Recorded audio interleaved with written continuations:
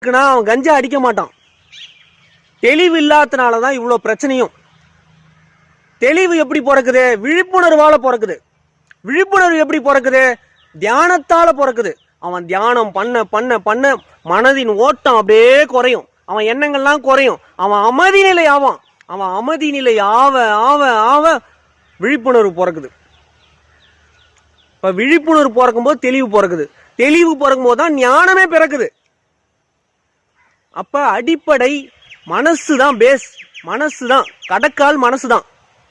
மனமது செம்மையானால் மந்திரம் ஜபிக்க வேண்டாம். மனமது செம்மையானால் வாய்வை உயர்த்த வேண்டாம். மனமது செம்மையானால் மூச்சை அடக்க வேண்டாம். மனமது செம்மையானால் மந்திரம் எல்லாம் செம்மையாமே.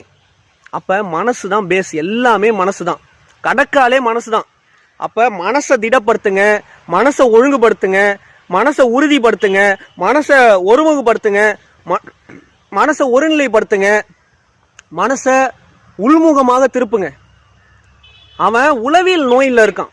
சரிங்களா? அவன் அந்த சூழலை பார்க்கறான், அந்த பிரச்சனைகளை பார்க்கறான், அந்த பழக்க வழக்கங்களை பார்க்கறான். இவன் எல்லாத்தையும் பார்க்கும்போது என்னன்னா உளவியல் நோயில ஆட்படுறான்.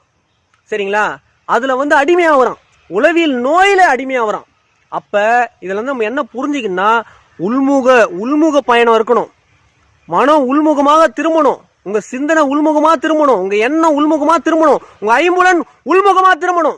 அப்ப திரும்பும் போது என்ன ஆகுதுன்னா, நீங்க ஒரு மறுமலர்ச்சிக்கு நீங்க வரீங்க. சரிங்களா? உங்களுக்குள்ள ஒரு புத்துணர்ச்சி எழுது. உங்களுக்குள்ள ஒரு புத்துணர்ச்சி நீங்களே அடையிறீங்க. சரிங்களா? அதுக்கு நீங்க தியானம் பண்ணணும். நீங்க பயிற்சியே கையாளணும். பயிற்சி பண்ணணும். சரிங்களா? பயிற்சி பண்ணாம விழிப்பு ஏற்படாது. பயிற்சி பண்ணாம விழிப்புணர்வு கிடைக்காது. அதனால பயிற்சி பண்ணுங்க. சரிங்களா? அது எந்த குருமார்கள் கிட்ட போய் நீங்க பயிற்சி வாங்கினாலும் சரி,